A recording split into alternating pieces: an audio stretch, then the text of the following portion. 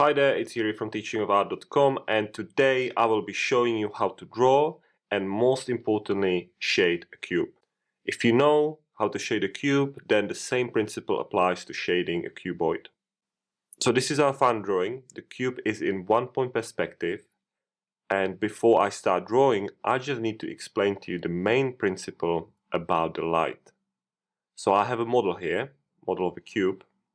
And in order to make sure the 3D effect is right and the cube appears three-dimensional, we should use our art knowledge and assume perfect light conditions. That is the most practical and easiest way when it comes to shading. In this case of this particle cube, I'm facing the cube from the front, and I'm gonna assume that the cube is lit under perfect conditions from the left top side. What it means then, the right side is the darkest because it's further away from the light. The top side is the lightest because it's the closest to the light. And the front side is somewhere in between the two, in the medium shade. Another example I want to show you is when I twist the cube a little bit, like this. And now I'm facing the edge of the cube. And this time, if I lit the cube under the perfect conditions from the right side, from the other side, then the shading ultimately changes and we get a cube like this, where the left side is the darkest, the top side again is the lightest, and the right side is somewhere in between. And the reason why I'm talking about this is that whenever you draw, the light is very important and you should think about it before you start drawing. For this exercise, you should prepare pencils HB and 6B, and we will start with the HB pencil, which is the pencil of average softness and hardness. So we'll start with drawing a cube. In this case, it will be a cube in 1-point perspective, which means that we will start with drawing the front side of this cube, which basically is a square. So the first thing I will do is to draw a square. If you want to improve your shading skills, I've also done an amazing tutorial or masterclass on shading called Learn to Shade Like a Pro, where I explain everything you need to know about shading in less than 30 minutes. And the best part is that it's completely for free. You can watch this at teachingofart.com/shading. So if you want to know everything about shading, definitely watch my free tutorial. Alright, so once we draw the square or the front, you can draw the backside edges. In 1-point perspective, these three edges need to be parallel with each other, as well as with the edge of your paper on the sides. And those three lines also need to be parallel with each other, as well as with the edge down the bottom or the top. The next thing, or the next step, is to think about the light.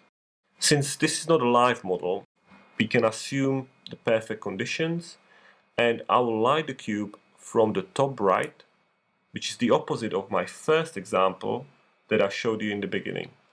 Since the light is coming from the top right side, that means that the left side of our cube will be the darkest.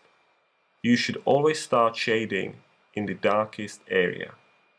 Notice that I'm shading in one direction under 45-degree angle, and I'm slowly filling in the area little by little.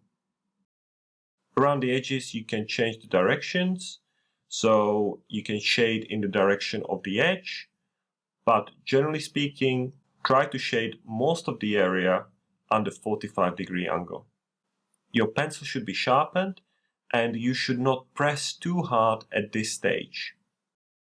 Once the darkest side is finished, we shall move to the second darkest side, which is the right side or the front side, and again we repeat the same process.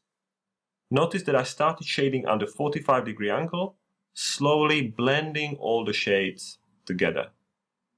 Try to make the strokes in different length, so some strokes are shorter while other strokes are longer. And by doing this, you avoid the number one shading mistake, which is shading in rows. As you can see, there's not much difference between this side and that side. So I will do another layer on the left side, which is the darkest side, in order to create contrast between the two sides. Since this will be a second layer, you can now change directions and press a little bit harder than you did before. And by making this side darker, by adding dynamics into our drawing, the contrast is created. Now, notice this edge is part of the area. There is no hard line. So if you want to do an edge, sharpen your pencil and create the edge like this. I pressed on the pencil quite hard, but then you should blend the edge into the surrounding area, so there will be no visible hard line. By adding extra shade around the line, the hard line disappears.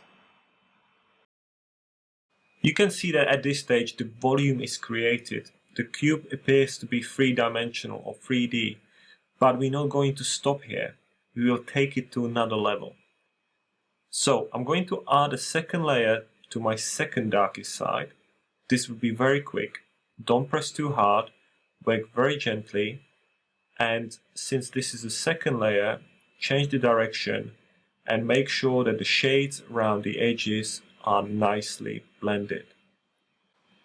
Once we finish with that, we will move to the top side, which should be the lightest area. And again, we repeat the same process as before. This time you will work very gently. You'll be just tickling the paper a little bit. Since this area is quite small, you can change directions, but do not press too much onto the pencil. Make sure it is sharpened and you work very gently. If there is not much contrast between the lightest side and the medium side, as before, you can redo the edge by adding a line and then blend the edge or the line into the surrounding area. The last thing we shall do is to add more dynamics or contrast into our drawing. So put the HB pencil away and take the 6B pencil, which is a very soft pencil. That means that it creates darkness more easily. And we will start in the darkest side and we will deepen our shades, we will make them even darker. You can recreate the edges using the softer pencil, but remember to blend the edge into its side. Once again, you don't have to press too hard, you can work quite gently, because the pencil itself creates darkness very easily. You can also deepen the shades in the semi-dark or medium shade area, but again, work in different directions and don't press too hard. Here my pencil is sharpened and I'm only tickling the paper. There is no need for me to press too much. And like this we have shaded our cube. Remember that the same principle applies to shading a cuboid, and let me just quickly show you the other examples that I have shown you before. If you would like to improve your shading skills, then definitely pick up my free tutorial where I teach you everything you need to know about shading in less than 30 minutes. You can grab this at teachingofart.com/shading. And if there is a topic on shading you would like me to cover, then write it in the comment below, because I will definitely make it happen. And hopefully I'll see you next time. Bye for now.